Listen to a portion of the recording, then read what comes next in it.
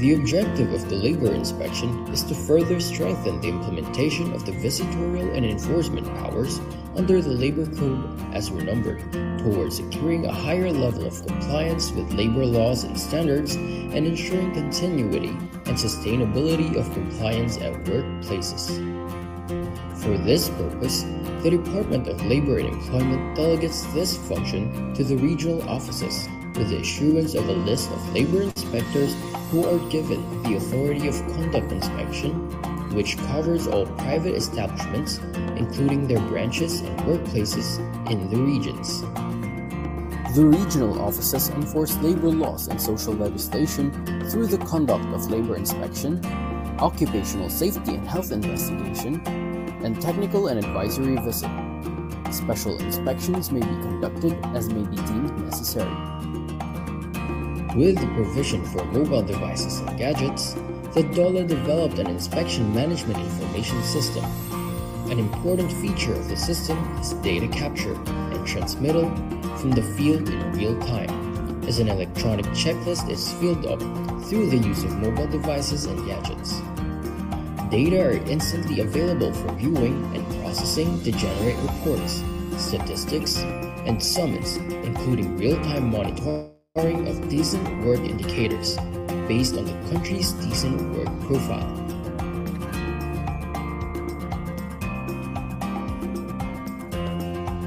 The TAV, or Technical and Advisory Visit, aims to provide assistance to the micro-establishments, or establishments that have 1 to 9 employees, to be sustainable, productive, and competitive. It also aims to transition our micro-establishments to the formal economy that is profitable, while also complying with our labor laws and occupational safety and health standards. There are different ways or modalities to avail TAV. First is the online method. Establishments can enroll in the self-paced technical and advisory modules through our learning management system. For establishments that opted to go with online, they must accomplish the modules within 1 month from the time they registered. Second is on-site. The DOLE regional, field, and provincial offices conduct on-site or face-to-face orientation for the technical and advisory services, wherein micro-establishments are invited to attend. Third is hybrid setup. Establishments can enroll in on-site sessions and attend virtual meetings or webinars using various online platforms like MS Teams, Viber, Skype, Zoom, or Google Meet. Establishment owners carry a big responsibility to comply with labor laws, including submitting reports and providing documents like payroll records during inspections. But the manual filing process is a major challenge. They need to spend time, money, and effort to fill out forms and deliver them to the DOLE office, often dealing with traffic and delays. Sometimes, there's a long wait just to confirm if the report is accurate and complete. And it's not just employers facing difficulties. DOLE employees also struggle with limited manpower and the time-consuming task of reviewing and processing these reports. The time has come for change. What's required now is a more innovative, streamlined, and efficient process for handling compliance reports. One that will simplify life not just for businesses but also for DOLE employees. Welcome to the DOLE Online Compliance Portal, your all-in-one platform for seamless compliance submissions, designed to make compliance easier and more convenient for establishment owners. Telecommuting reports? Flexible work arrangement submissions? Reporting the 13th month pay? No problem. Even work accident or illness reports and the annual establishment report on wages, everything you need is now in one convenient portal. Plus, the DOLE Online Compliance Portal now includes the latest requirement for reporting movie and television shoots under Department Order 246, Series of 2024. All your compliance needs in one place, quick, secure, and hassle-free. With the DOLE Online Compliance Portal, registering your establishment is a breeze. Our automatic registration system ensures you are instantly compliant with OSH Standard Rule 1020. Once submitted, your certificate of registration is immediately available for download, saving you time and effort. If your establishment has been flagged for non-compliance during labor inspection, don't worry. Required documents can be submitted quickly and conveniently. And if you're missing certain policies, like a mental health program or OSH program, we've got you covered with downloadable templates. Submit these documents directly through the portal, where DOLE inspectors will review, provide feedback, and keep you on track for compliance. With admin access on the DOLE online compliance portal, the labor inspectors can easily review the submitted reports and documents from the establishments. If further verification is needed, they can schedule an online meeting through Google Meet, all within the portal. This streamlines compliance checks, saving time and making the process more efficient for everyone. It's a smarter, more efficient way to stay compliant and keep your business running smoothly. Welcome to a new era of compliance, simplified, fast, and effective with the DOLE online compliance portal.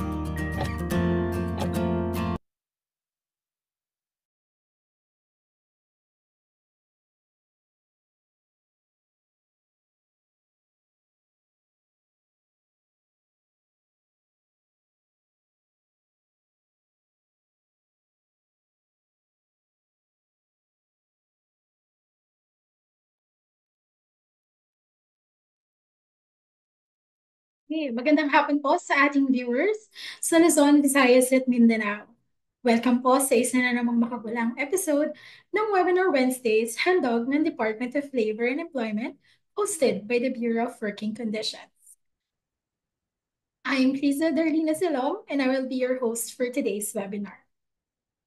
Last week, we were graced by Dr. Yuka Ujita, the Senior OSH Specialist at the International Labor Organization, as our speaker for the Webinar Wednesday topic called Revolutionizing Health and Safety, the Role of AI and Digitalization at Work Towards Achieving Zero Accidents. For today, tayo ngayon ay nasa Season 3, Episode 14, na pinamagatang Heat Stress in the Workplace. Ang topic natin ay very timely dahil 'di ba summer na at sobrang init na lalo ng panahon ngayon. Pero before we begin our webinar, let's start with a prayer.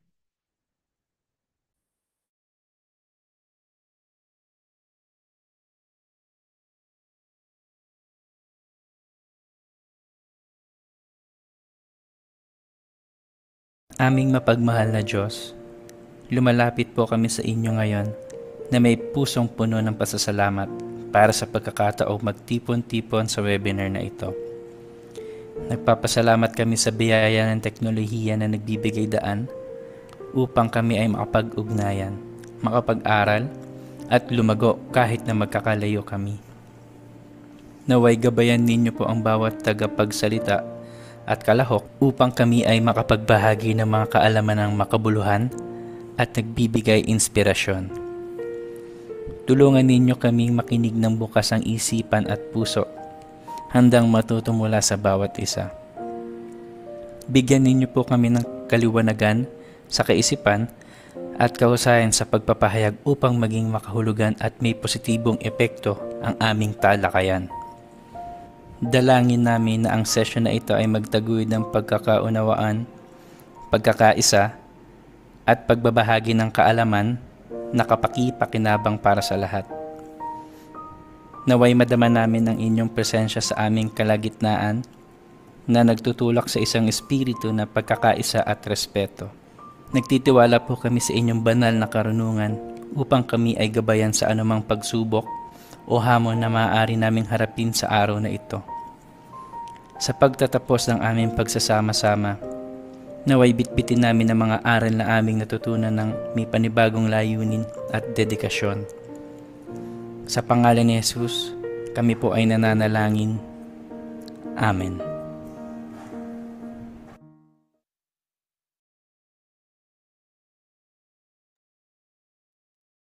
Okay, so good afternoon once again and hello po sa ating Facebook Live participants. Pakishare na rin po ito sa inyong Facebook account and use the hashtag Webinar Wednesdays. You may also share this to your colleagues, friends, and families para mas marami tayong magkaroon ng bagong kaalaman. Don't forget to share this again to everyone. For your questions and inquiries, feel free to use the comments section and rest assured that these will be addressed by a resource speaker after the lecture. And now we will proceed with the discussion proper. Ang topic po natin is something very timely, which is the heat stress in the workplace. Mahalaga na malaman natin ang mga signs ng heat stress at kung paano ito maiiwasan. Before we dive in, let me introduce to you our expert speaker who will guide us for today's discussion. He is a certified family physician, a public health doctor, a medical specialist, and currently the medical officer of the Bureau of Working Conditions. Everyone, please welcome our very reliable Dr. Marco Antonio Valeras. Hey, good afternoon po sa lahat at of course sa atin po mga regular viewers. Ayan, magandang hapon po at welcome po ulit sa panibagong episode ng atin pong Webinar Wednesdays. Ayan. So, special greetings po sa mga taga 4A. Yan, may grupo po kasi ng mga doctors po doon na na-meet po namin noong March nung nagkaroon kami ng convention. Ayan. So sabi nila regular viewer daw po sila ng Webinar Wednesdays at very thankful sila na marami po silang natututunan. Hopefully, ganoon din po yung the rest ng atin pong mga kasama po dito sa webinar. Ayan. So, mag-screen share na po ako para mabilis na po tayo.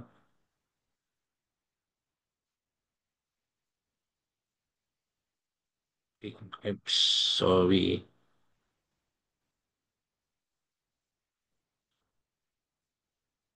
Apologies. Yan, medyo na-advance tayo. Yan. Okay, so okay, as mentioned kanina ni Miss Krisha, ang ating pong topic is about heat stress at the workplace, Particularly, we are zeroing on the DOL Labor Advisory number 8 series of 2023. Ito po yung safety and health measures to prevent and control heat stress at the workplace. Ayan. So for our objectives, of course, number one, at the end of the presentation, gusto po sana natin na bawat isa po ay ma-learn nila how to identify and assess potential heat-related risk in the workplace. Magkaroon po ng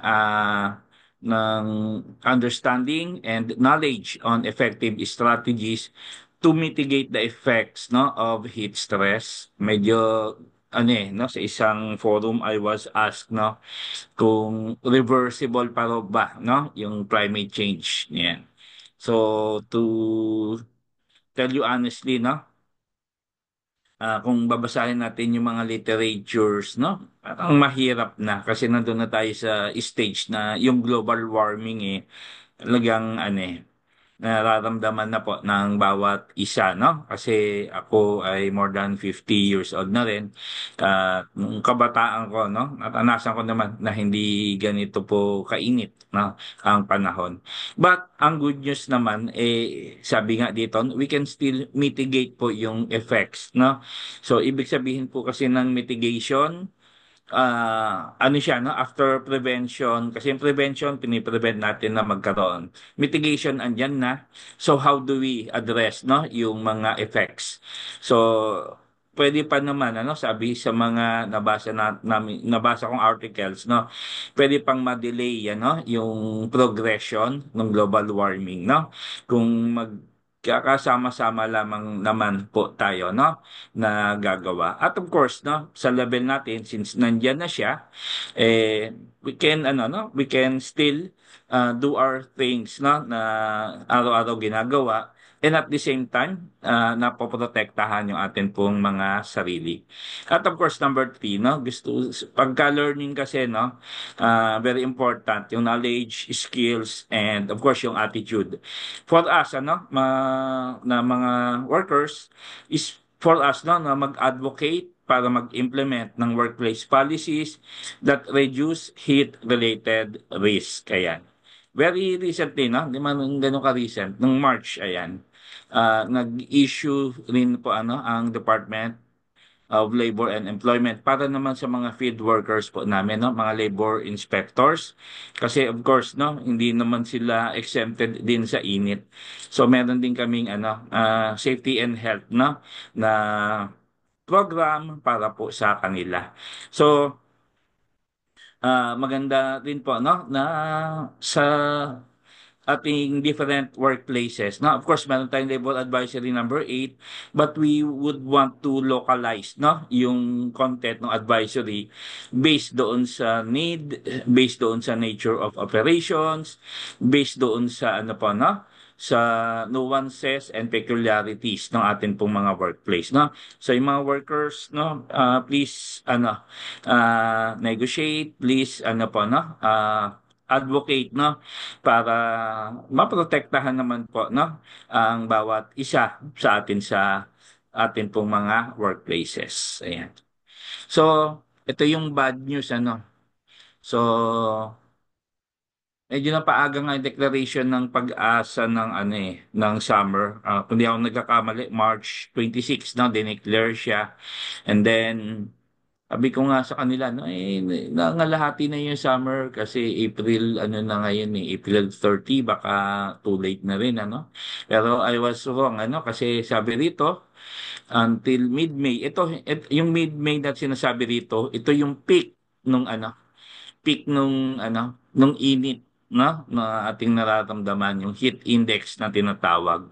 So, magtutuloy-tuloy pa yan, ano, hanggang end of May, hanggang bago magtag-ulan, raranasan po natin yan. In fact, no, ngayon medyo nag-uulan-ulan pero hindi naman dahil rainy season yan, ano? Because of yung evaporation, condensation ng mga water na nakukuha because of yung sobrang init.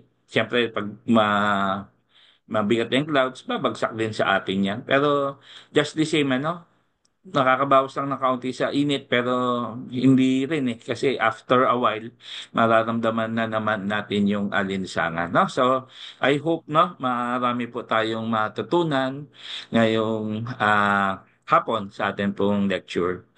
So, meron din tayong tinatawag po na ano, no? Yung Sustainable Development Goals, no? Kung familiar po tayo dito lahat, ano? Ito po ay target, no, ng United Nations, no? Sa bawat bansa na ma-meet natin po ito. So, ang isa po, no, sa mga Sustainable Development Goals na nabanggit ay yung SDG 13 na ah nagko-call, no, for urgent action na labanan yung effect ng climate change. Ayan.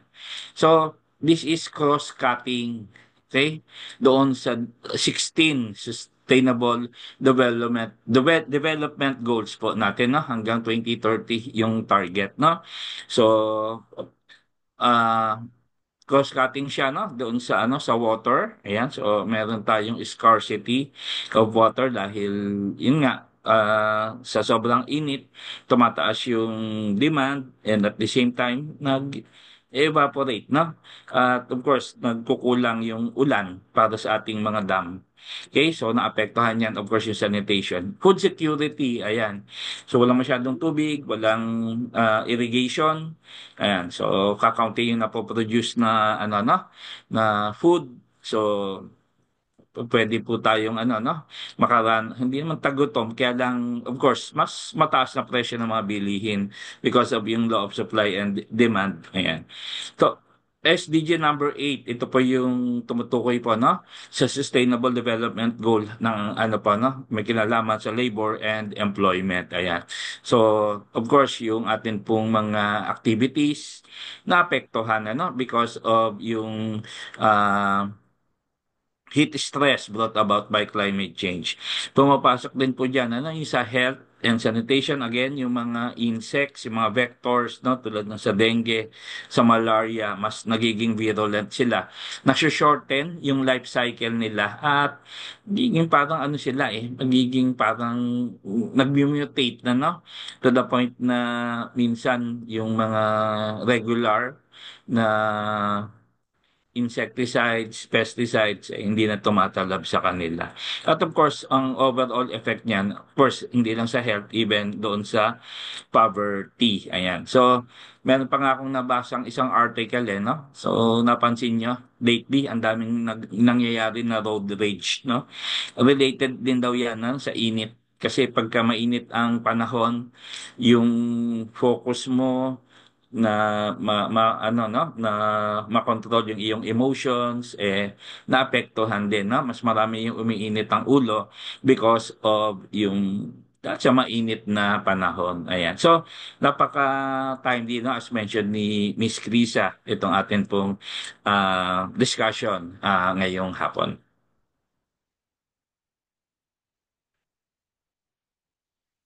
Okay. Wait lang po.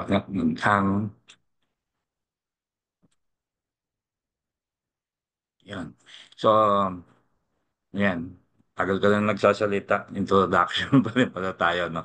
Okay, so yung working population po natin, of course, no, ay nakakaranas, of course, ng climatic conditions dahil sa occupational settings, no.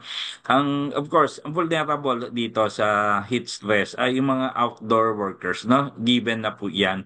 Nonetheless, however, rather, yung mga indoor workers, apektado din naman sila because yung air indoor quality naapektuhan din at of course no kami nga rin sa office no kahit naka-aircon iba pa rin yung ano yung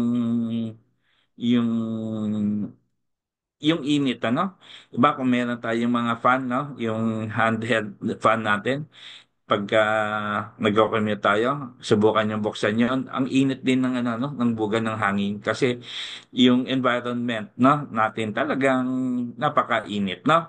So it affects no yung outdoor workers, even yung indoor workers.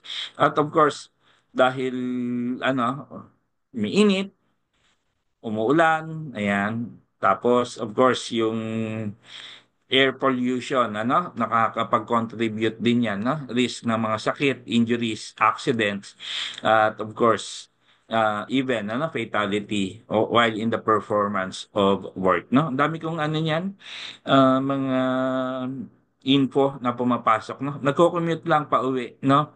Na, namatay because of yung heat exhaustion, heat stroke, ayan. So yung heat stroke kasi yun yung most fatal na health heat related na illness brought about by uh, uh, heat stress. Ayan. So napaka-importante for us na ano po na alam natin kung ano yung gagawin natin para of course alis tayo sa bahay na kompleto tayo, magalaw, buhay na buhay, babalik din tayo sa ating mga respective homes na gano'n din, dahil naghihintay po sa atin ang ating pong mga mahal sa buhay.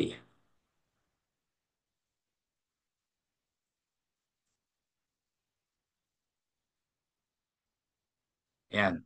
So, as mentioned kanina, yung mga outdoor workers po, no, ay more vulnerable because meron silang direct exposure doon po sa ano, no, sa araw at of course, naapektuhan yung kanilang motor, cognitive performance at of course, yung risk no for injuries no so banggit natin kanina no kaya maraming road rage because of yung nga hindi makakapag-isip ng maayos because of yung apekto talaga ng init na yung ang nagiging uncomfortable ang atin pong pakiramdam. At of course, because of this ano no, yung climate change, yung pag-init ng panahon, yung mga vectors no tulad mga lamok no, mas dumarami pa sila. Kaya hindi dahil maiksi lang yung life cycle nila eh. So yung mga workers, no, mas madaling na-expose, no? Siyempre sa construction, pag hindi maganda yung, ano mo, yung living accommodation, ah, walang vermin and vector control, no, na program, dali po tayong magkasakit. Ayan. So, FYI lang po, no? May mga bago tayong inilabas na mga policies no nung April 28 ng Monday ayan nagpirma po si SEC ng ano ng dalawang policy no isa yung ah, revised no IRR ng Oslo at isa yung suitable living accommodation para sa construction ayan so somehow ano it will address yung ating problem with ano yung mga vectors no insect and rodents control at of course yung ano na rin yung overall na ano na comfort sa atin pong accommodation ayan hindi lang yung sanitation ano kundi even yung ano yung temperature medyo mas safe tayo doon hindi tayo ano kasi nakikita ko minsan ano lang eh, yung yero na, yung bubong, no? Yero, walang kisame, walang insulator, tapos mga plywood na manipis, yung sahig, lupa, ayan. So, ano, prone tayo, no? Sa ganong mga sakit kung ikaw ay titira sa ganong klaseng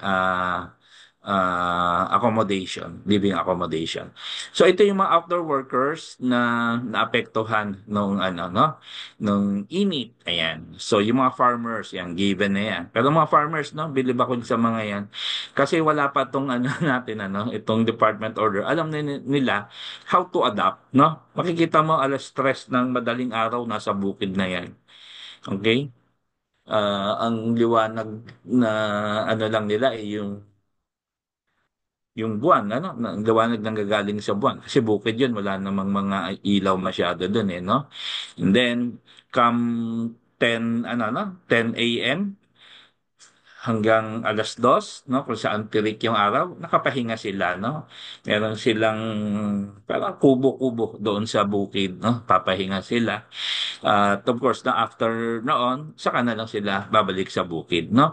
So somehow, yung mga farmers natin, no, yung sa agricultural ano no, sector, nakapag-adapt na yan beforehand. But nonetheless, no, ano pa rin sila, vulnerable. Kung hindi nila gagawin yung nakasanayan na nila, no, na adaptation sa climate change.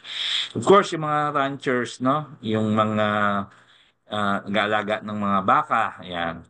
At of course, yung ibang agricultural workers, no? Of course, ang agri naman kasi, ano yan eh, encompassing yan, ano?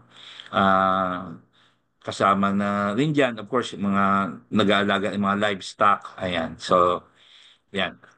Commercial fishermen, ayan. Commercial kasi, of course, again, yung mga fishermen natin, yung mga local folks, no? Sa gabi lumalabas yan.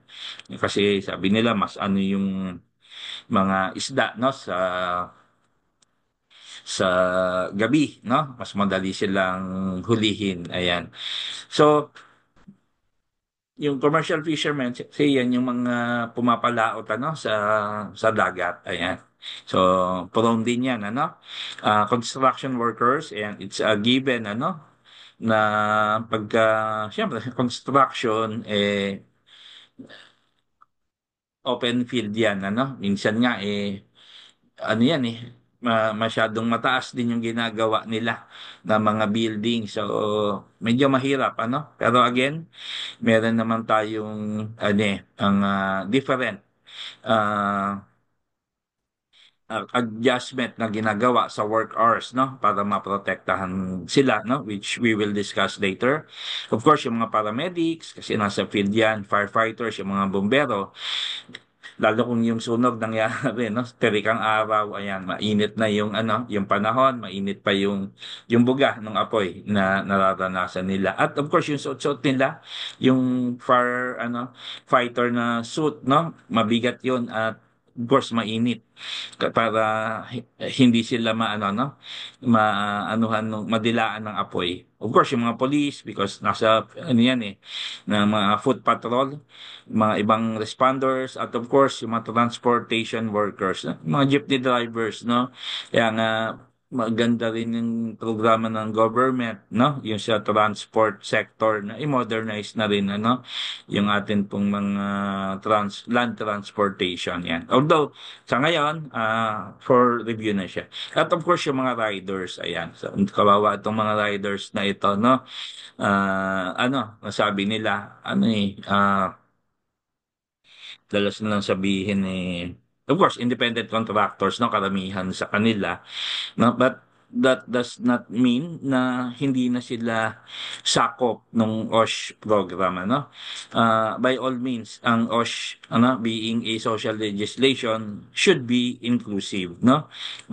Din sila, at least yung information lang, guidance, alam nila, no? Na pag mainit yung panahon, tirik ang araw, saan ba pwedeng tumambay, saan ba pwedeng magpalamig, no? Para hindi naman ako masyadong naiinitan.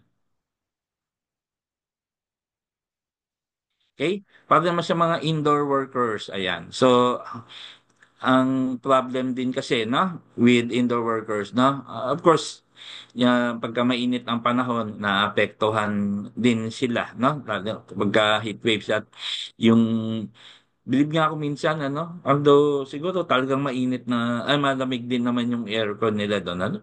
May nakakasabay din ako na talagang nakasuit pa pag pumapasok, no. So, syempre mainit na, no, pero nonetheless, ah ayan office yon. Much more doon nasa production, na may mga equipment sila na nagbubuga ng init. Ayan. So, kaya may mga tayo, no, prescribed na uniform, yung hindi masyadong mainit, na hindi sila mapapawisan. Naglalagay din tayo, no, nagre-recommend maglagay ng barrier doon sa equipment na nagbubuga ng heat, na naapektuhan yung mga workers, ini-improve yung ventilation, maprotektahan din sila. At of course, nabanggit natin kanina, no, yung indoor air quality naapektuhan din, because pag mainit ang panahon, tumataas din yung indoor na carbon dioxide level at nagkokos po ito ng tinatawag na sick building syndrome. Okay? Para po sa mga hindi familiar po dito sa sick building syndrome, ito po yung pag ako halimbawa pumapasok sa aking office, na mataas yung carbon dioxide level at of course may mga ibang gases pa na present doon. Nakakaramdam ako ng parang may sakit ako, parang iba yung pakiramdam ko, hindi ako comfortable. Yung aking cognitive function affected, ganito ganyan. Pero kung aalisin mo, pag wala na ako doon sa environment na yun, mas maganda na yung pakiramdam ko.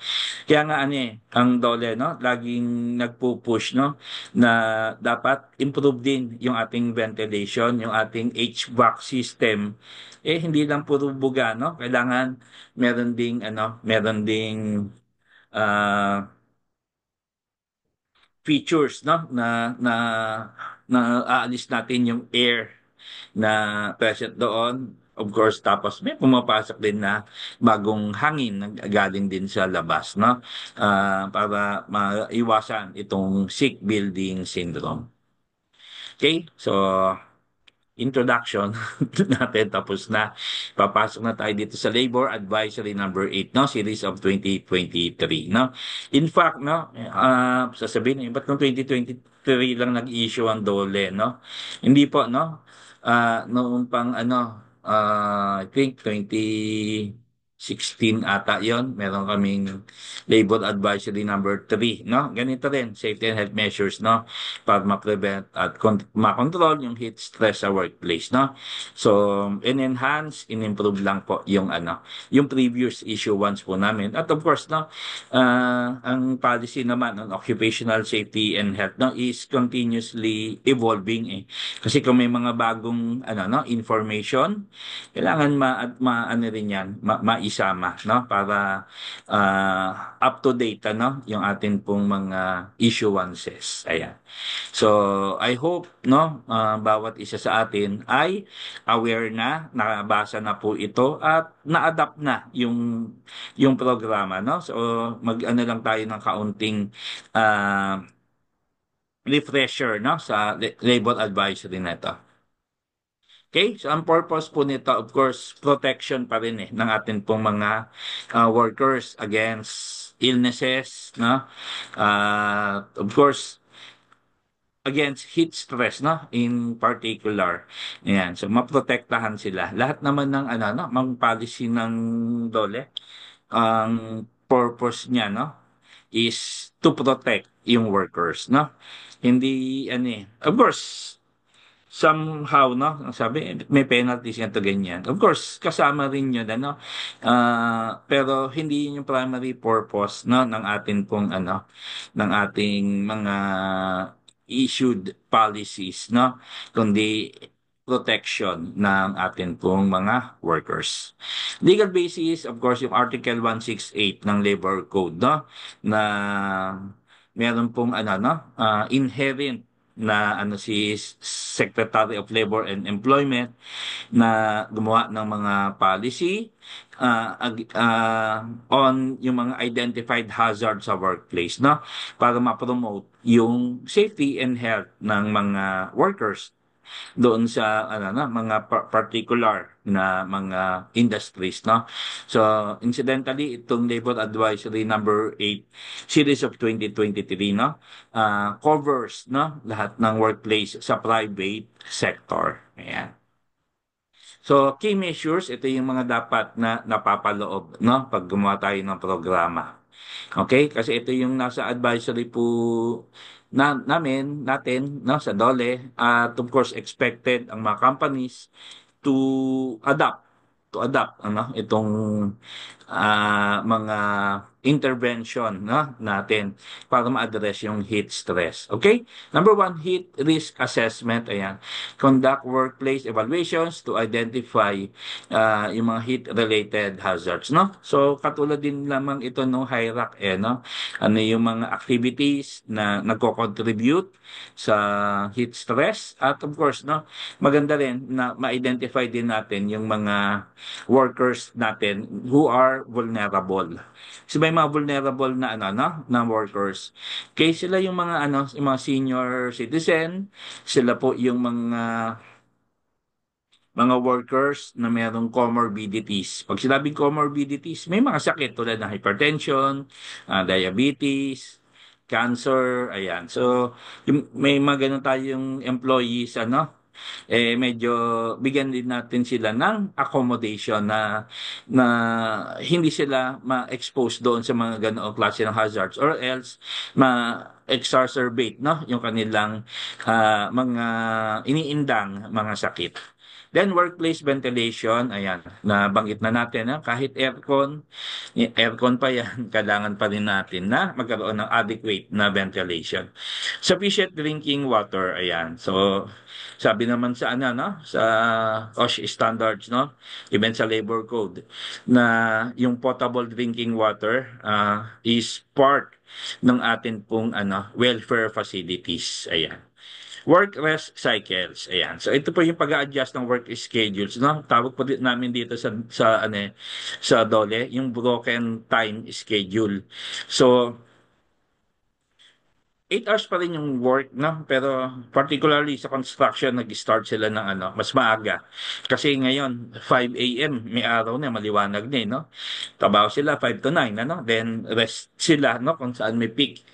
Tapos, then sa, resume sila, mga alas 2, alas 3, no? Kung kailan ma,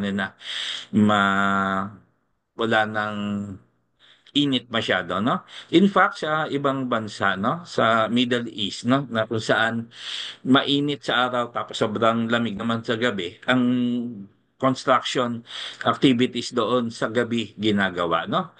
Pero syempre, depende sa atin 'yan.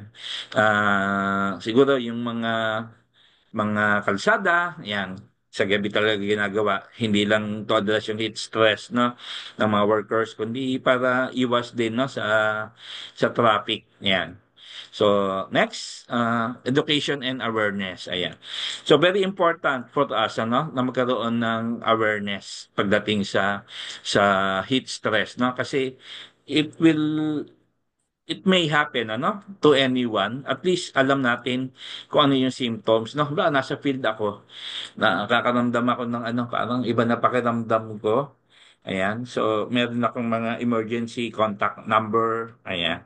Mamaya, makikita nyo sa presentation, ang DOH, naglabas sila ng nila, ng department memorandum sa mga hospitals, no, na under sa kanila na mag-provide ng cooling center. Yan. So pwede nating puntahan 'yon para makainom tayo ng maraming tubig para ah, malamigan tayo, no? Karamihan naman doon is aircon eh. Pero sabi din sa advice sa memo, kung hindi man aircon, at least lakas yung ventilador, maganda yung ventilation, high ceiling, para makaramdam ng ginhawa, no? So pwede rin natin puntahan yon, maliban sa mga emergency contact details na tatawagan natin, boss natin, or yung supervisor natin. Nandito po ako sa hindi maganda pakiramdam ko. Or nangyari yung heat stroke, no? Doon mismo sa workplace, no, sa manufacturing, ano yung gagawin ng mga first aiders doon, para ma-stabilize muna yung pasyente bago madala sa ospital, no? So very important na ma-aware ang lahat kasi this is life or death situation eh. Then, protective clothing and PPE. Ayan. So, sinasabi po doon, na yung choice ng ating mga damit, medyo naman, comfortable, hindi mainit. Ang nga ang MMDA napapansin nyo, pagka ganitong kainitan ng panahon, may iba silang uniforme eh. Para Iba silang uniforme, no? As compared yung mga ibang months na hindi naman ganun kainit. This is to address, yung kanilang need, no? Na makapagbigay ng komportableng damit na hindi mainit. Ayan. Flexible work arrangement, ayan. So, kung rin lang naman, kung yung function ng ating mga workers ay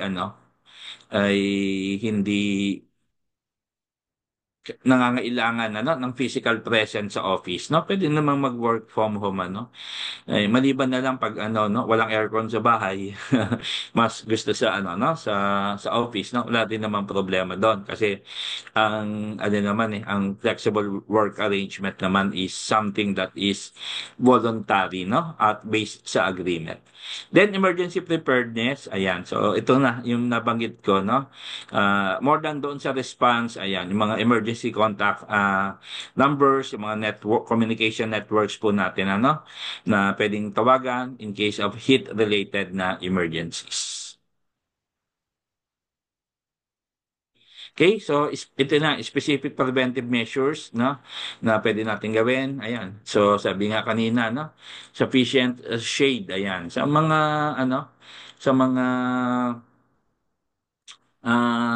workers agriculture, na banggit ko na sa inyo, no, may mga kubo-kubo sila, no. Even sa construction, may mga yan, mga tent, no, may mga electric fan din naman na pinoprovide for them. At of course, no, sa more than no doon sa ano no sa ventilation, yung ano rin yung atin pong water, ayan, at of course yung protective clothing. Adequate rest areas to cool down during breaks, yan dapat na provide din yan. Okay, yung mga vehicles no na may mga aircon, yan usually yung mga artista, no, nakakita na ako ng artista van, no, ang ganda nun eh. Parang bahay din lang siya, no? Pero malamig kasi nga aircon. Ayan. So, kung afford, no? Kung afford, pwede, no? Pero kung hindi, of course, may mga alternatives po tayo, no? Itong mga binabanggit natin, ano yan hindi to mandatory na dapat meron tayong ano no, mga sasakyan natin dapat may mga aircon, closed cabin, ayan. Mga para sa mga tractors natin, mga truck drivers natin, ganito ganyan. Hindi naman po ganoon ano. Kung afford lang, pwede po. If hindi siya afford, may mga alternatives po tayo. Then adapting working hours to avoid times of the day with high temperature and UV exposure. Yan. Yung broken time schedule, nabanggit na natin non-reflective surfaces to avoid UV reflection. Ayan. At of course, yung drinking water. Okay? So, kanina ko pa binabanggit itong ano, no? Itong inumin na to, no? Yung tubig. But of course, no, care should be observed, no? Pagdating po dito sa tubig kasi there's such a thing as water intoxication. I think mga a year ago, no?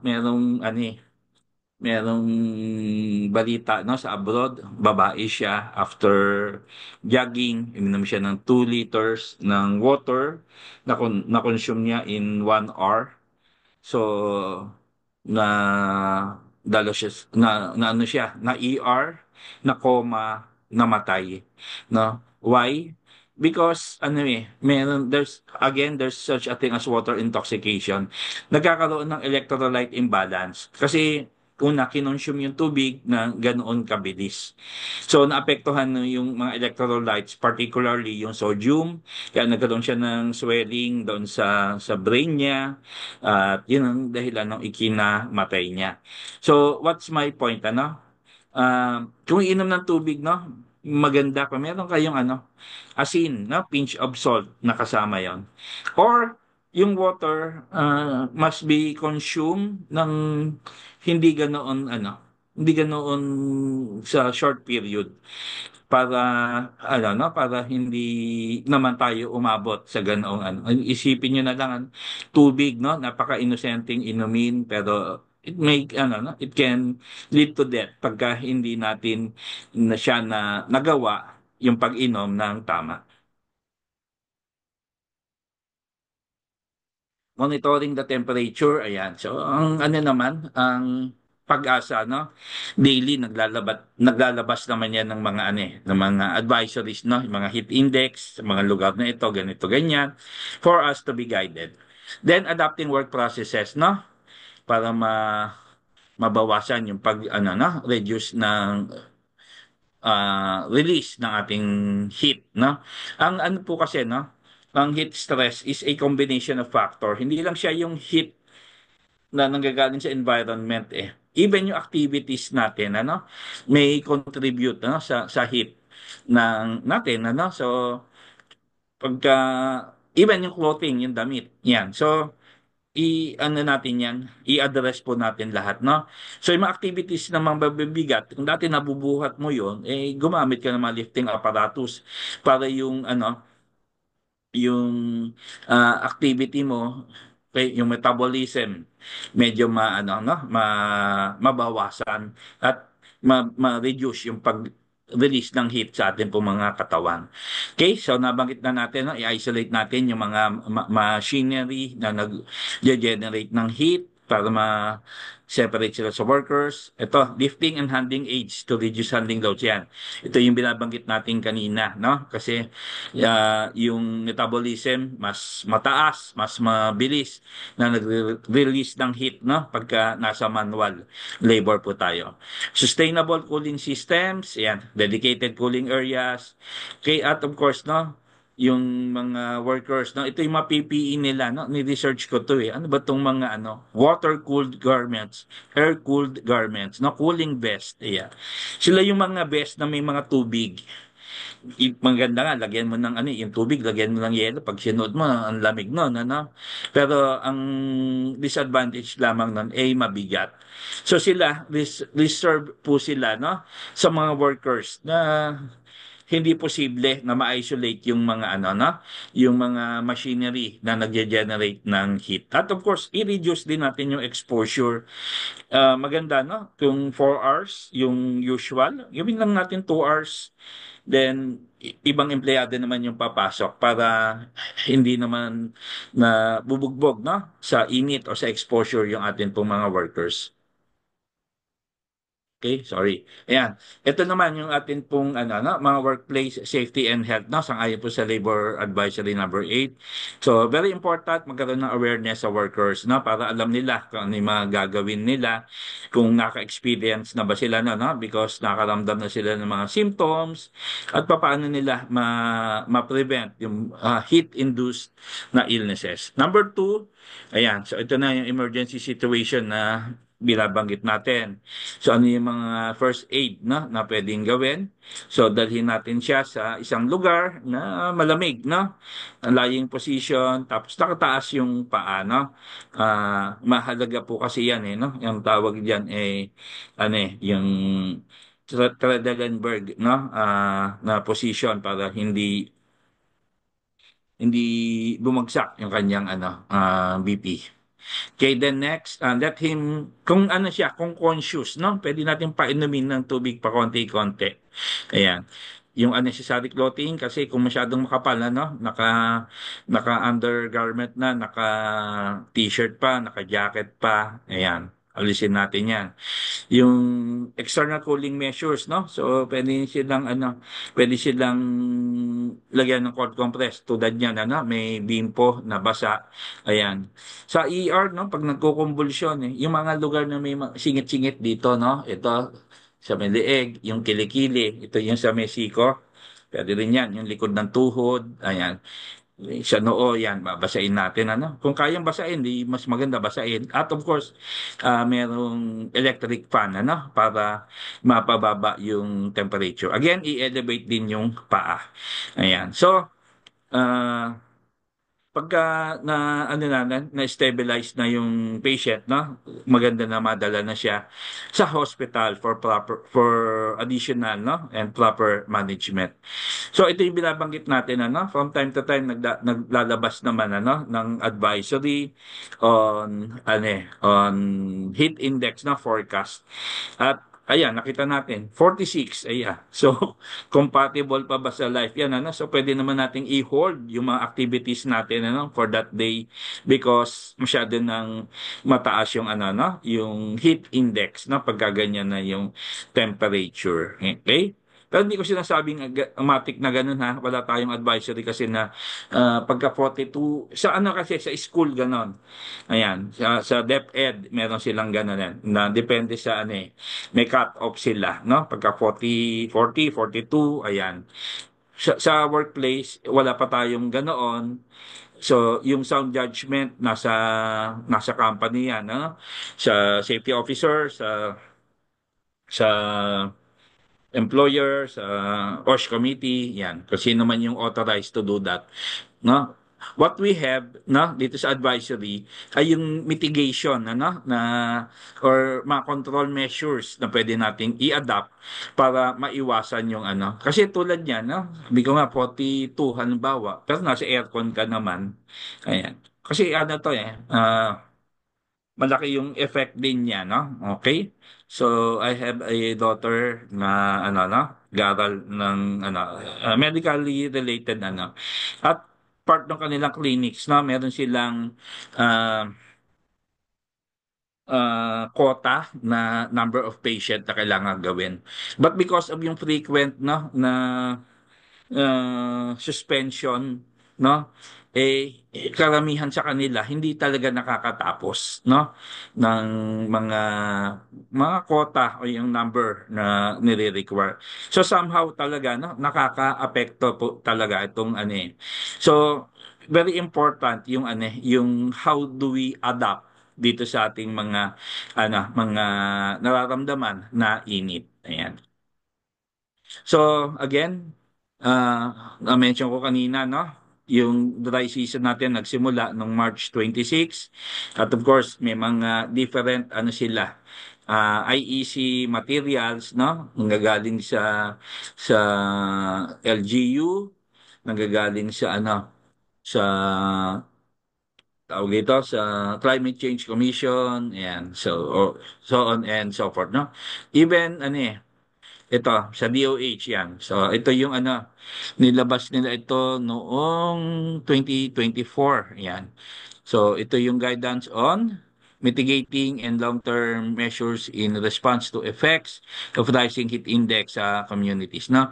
So, may mga yung heat index at ito yung recommended action pwede nating we should be aware ng mga ibang issuances hindi lamang po sa DOLE but alam ko ina-adapt din ng DOLE din naman ito itong Annex A na ito.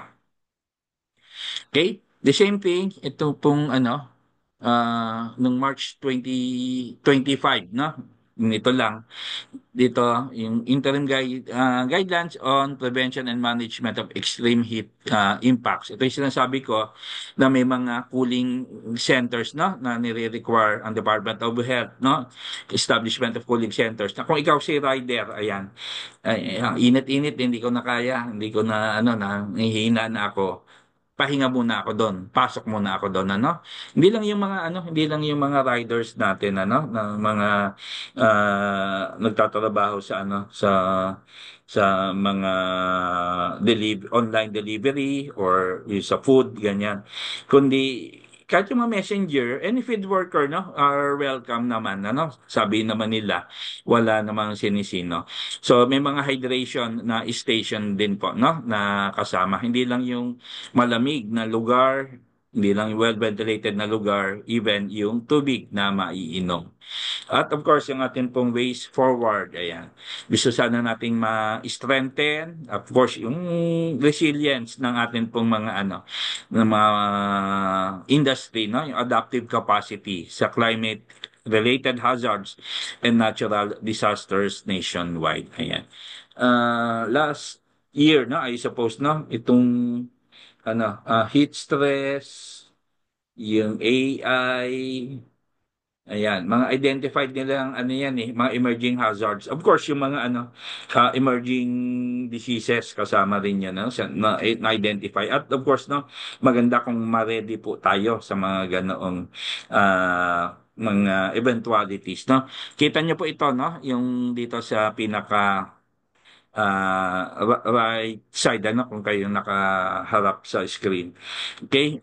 Yung mga vehicle nila, mga makeshift vehicle, meron silang bubong na insulated, para ma-limit or ma-control yung init.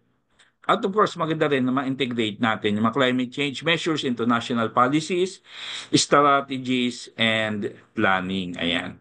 So, nag-ano kami ng kasi usually po lang sa government, ah, April, ayan, nagpapalit na kami ng uniform, ayan. At factor po, isa sa factor na tiningnan namin sa pagpili ng uniform ay yung cloth, yung tela, hindi dapat mainit, Kailangan comfortable. So, maganda, na maano natin yan, ma tawag doon, ma-integrate or maisama sa ating pong mga policies and program events sa ating planning. Okay? So, FYI lang po, nung April 22, ayan, Earth Day po yan, yearly sineselebrate yan. At of course, yung kanilang naging theme ay yung Our Power, Our Planet. Ayan. So, ang call nila dito,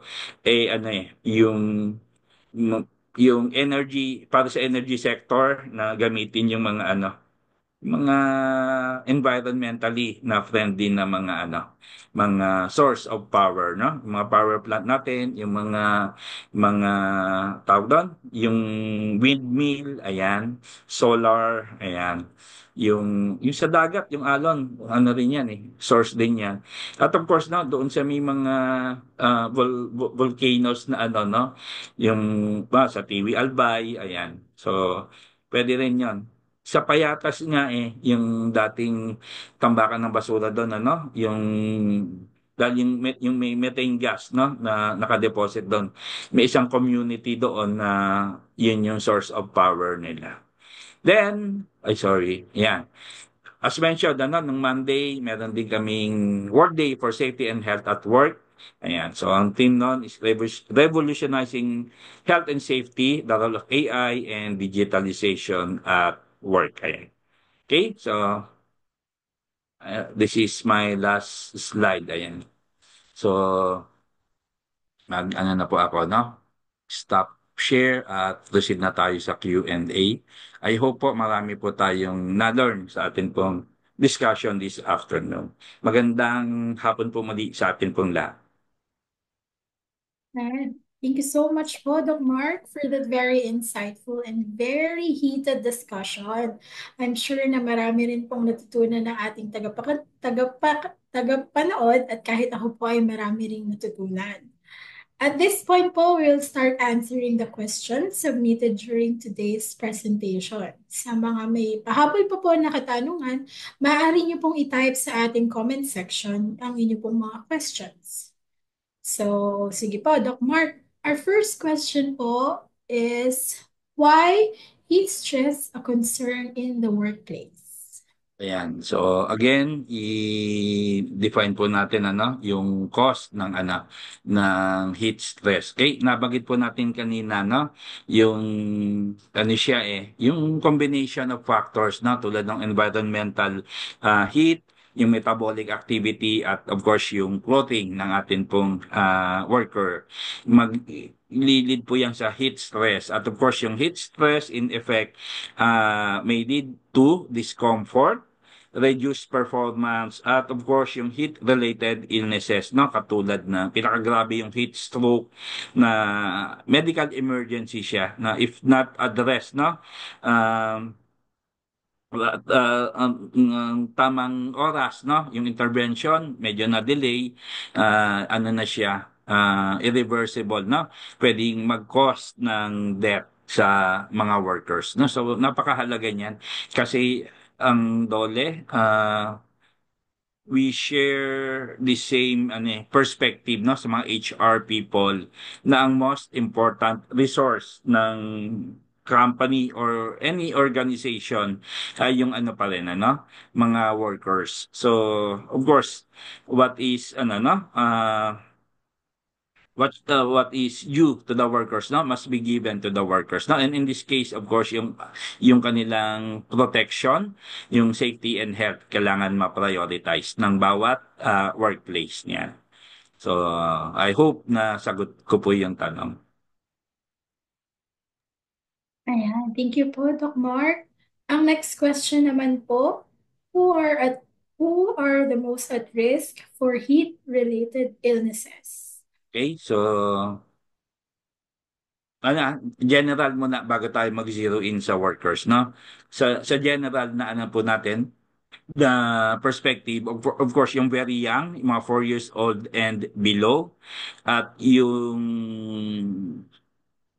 mga elderly, mga 65 years old na pataas.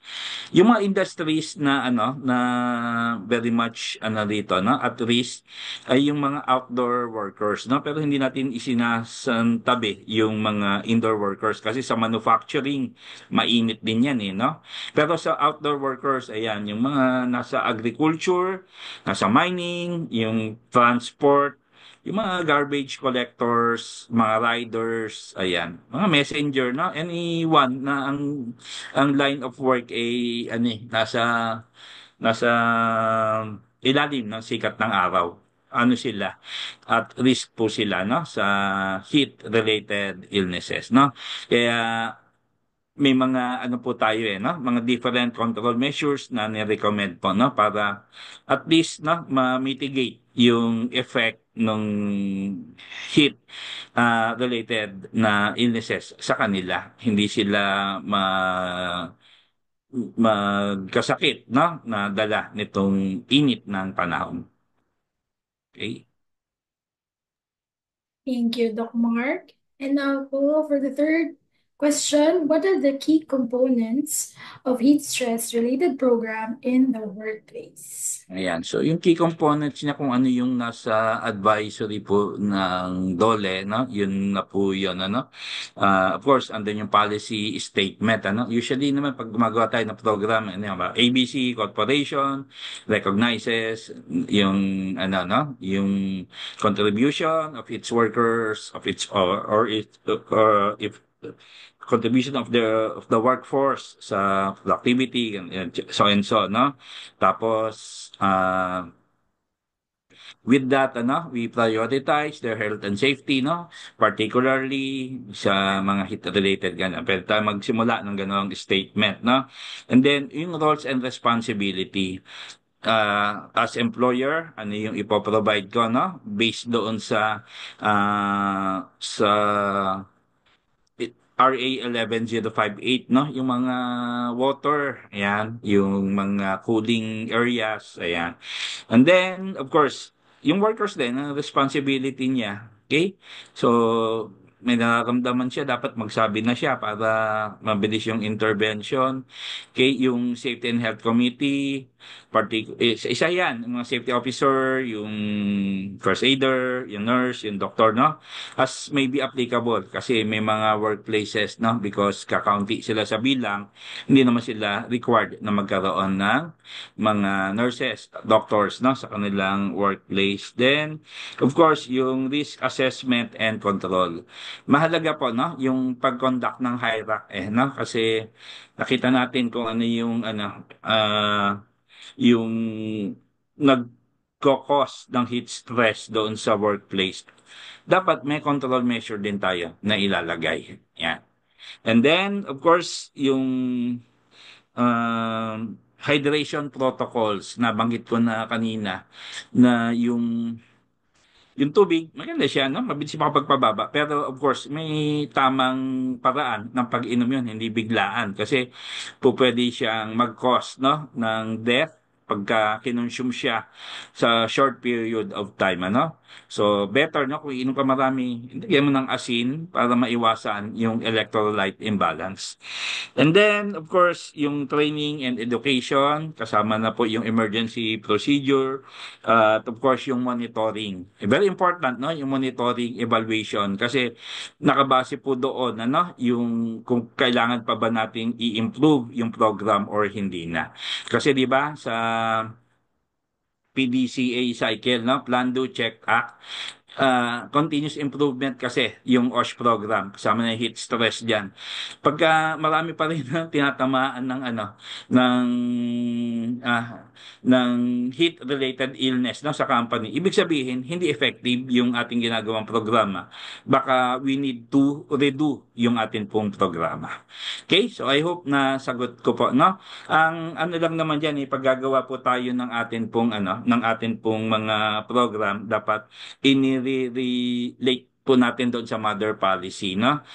Wag tayong mag-deviate, no? Kasi yun, those are minimum, no? Pwede tayong lumagpas doon, but we cannot go below doon sa minimum. No, pag man ay say lumagpas hindi ko sinasabing lumagpas na magde-deviate na tayo totally, no? Ah, yung paglagpas na yon ang binimin ko doon best practice, no? Hindi yung hindi contrary doon sa no sa policy na inilabas po ng DOLE. Ayan. So I hope no nasagot ko po yung tanong po. Yan, maraming salamat po, Doc Mark. Sobrang halaga po na magkaroon ng heat stress related program po ang mga companies, lalong-lalo na dahil para po ito sa mga empleyado po. And then maraming salamat din po sa lahat ng nag-submit ng questions. Kung meron po kaming mga hindi nasagot ngayon, rest assured po na ang aming social media team ay sasagot ng inyong mga inquiries. And now po, syempre, to our very own tall, dark, and handsome Dr. Doc Mark, do you have any final reminders for thoughts to bring home that you would like to leave po to our Facebook Live viewers? Ayan. So, as mentioned ni Miss Criza, no? Darlene Asilong. Yan. Ganda ng pangalan ni Criza. Okay? As mentioned kanina, no? Of course, no? Kasi webinar ito, no? Minsan, yung mga tanong, dumarating yan, sa mga panahon na tapos na yung webinar. Ayan. You can always, reach us, may mga social media account naman po tayo. You can write us, you can email us, you can call us, no? At of course, malugod po namin kayong paglilingkuran, So, laging laging yung tatandaan, dapat lagi tayong stay safe palagi, naman yung panahon, sobrang init man o merong inclement weather, ayan.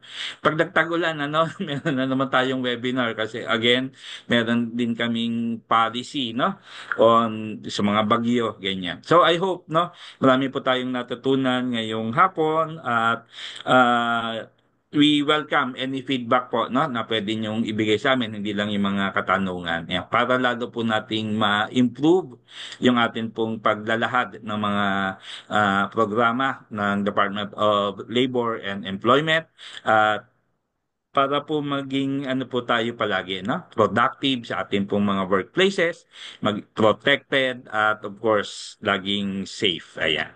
Thank you po sa mga po natin, mga regular viewers at of course sa social media team ng Bureau of Working Conditions. Maraming salamat po. And thank you so much po, Doc Mark.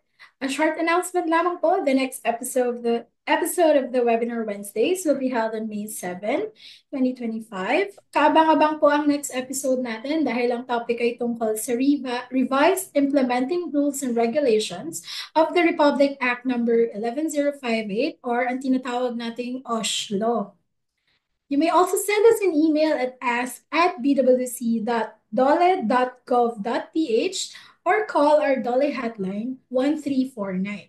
Again, please follow us at Dole BWC 1949 on Facebook, X, or formerly Twitter, YouTube, and Viber to stay up to date with the latest announcements and activities from BWC and Dole.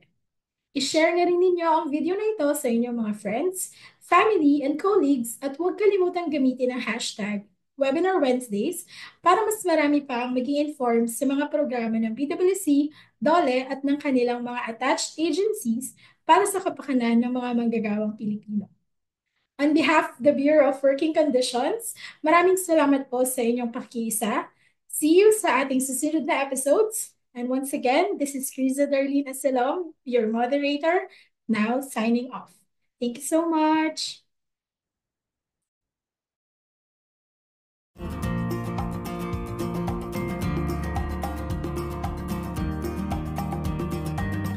Para sa mga katanungan at karagdagang informasyon, maaari po tayong tumawag sa Dole Hotline 1349 o sumuli sa mga Dole Regional Field Office na nakakasakop sa inyong lugar paggawa.